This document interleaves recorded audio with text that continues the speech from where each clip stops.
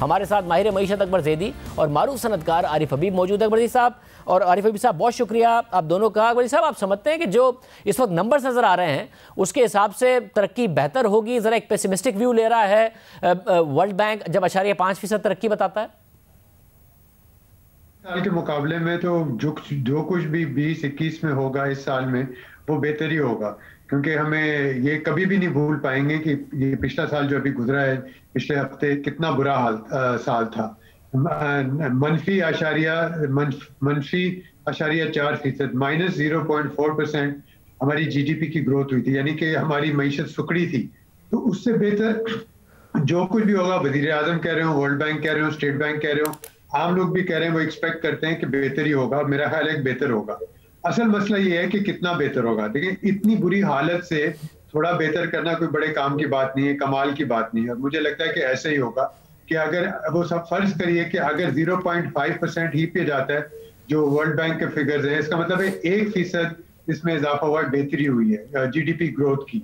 अगर ये state bank के भी फिगर मान लिए जाए, 1.5% भी अगर चला जाता है, जो मुझे नहीं नजर आता इस वक्त, तो इसका मतलब ये भी है कि सिर्फ 2% ग्रोथ हुई होगी। और आप बिल्कुल सही कह रहे हैं, वर्ल्ड बैंक ने तो ये कहा कि 1 साल नहीं 2 साल, अगले 2 साल जो है 22, 21 और 22 के बाद जाके शायद ये कहीं 2% से ऊपर जाएगी।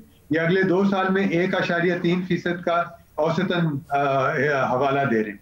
और इसमें सबसे अहम बात जो है, जो सारी, चाहे वो वर्ल्ड बैंक हो चाहे वो स्टेट बैंक हो, जिसका वजीर आजम ने कोई जिक्र नहीं किया, वो ये है कि कोरोना वायरस जो है और वैक्सीन कितनी जल्दी पहुंचती है। कोरोना वायरस तो अपनी जगह है, फिर दोबारा फैल गया है, सेकंड वेव आ गई है। सारे जो रिपोर्टें हैं, सारे मुल्क यही कह रहे हैं, सारी इसका दारोमदार इस पे है कि वैक्सीन कितनी जल्दी लोगों पर तक पहुंचती है। हमारे यहाँ जो अभी तक आदाद-ओ-शुमार हैं वो ये बता रहे हैं कि मई जून में शायद जाके कुछ लोगों को मिलेगी।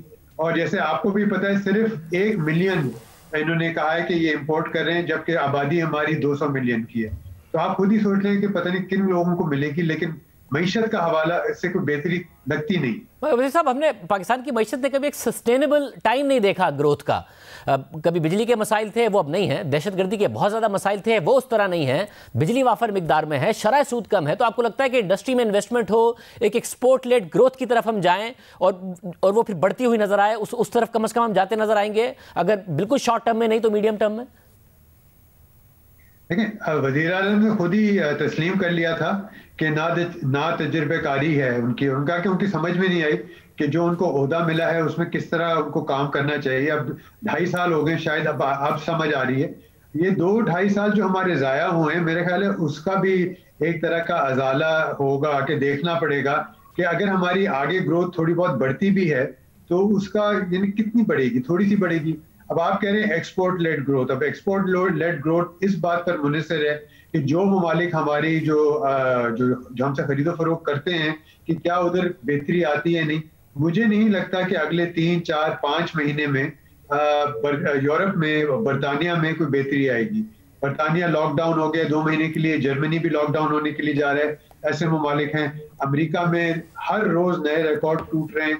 तो वो ये भी मानना पड़ेगा, जो पाकिस्तान चाहे कुछ भी करे, कि जब तक हमारी एक्सपोर्ट्स नहीं बढ़ेंगी, जब तक हमें बाहर हमारे मार्केट्स नहीं खुलेंगे, हम कुछ नहीं कर सकते। तो ये एक मसला है। लेकिन साथ साथ मैं ये भी कहूंगा कि हमें हमेशा ये याद रखना चाहिए कि कोरोना वायरस आने से पहले ही मुल्क की मईशत बहुत ही बुरे हाल में थी।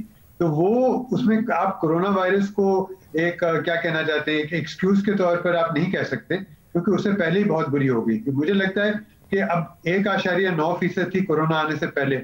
मुझे तो ये नहीं लगता कि इस हुकूमत के अगले 2.5 साल में भी 1.9 या 2% से ज्यादा जाए।